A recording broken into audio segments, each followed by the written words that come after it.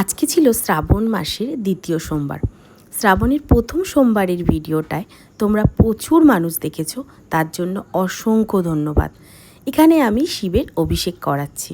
প্রথমে ঘি মধু মাখিয়ে নিয়েছিলাম ও তারপর দই ও দুধ শর্করা দিয়ে অভিষেক করে নিলাম।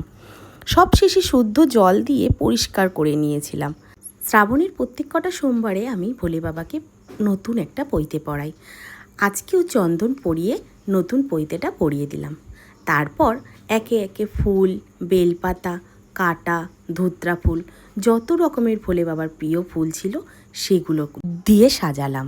শুনেছি দ্বিতীয় সোমবারে সাদা তিল দিয়ে অভিষেক করা নাকি ভালো, তাই আমিও সাদা তিল অর্পণ করে ভোলে বাবাকে অভিষেক করে নিয়েছিলাম। তারপর একে একে ধূপ, কর্পূর আর একটা ঘিয়ের প্রদীপ জ্বালিয়ে আরতি করে আমার আজকের সোমবারের পুজোটা শেষ করলাম।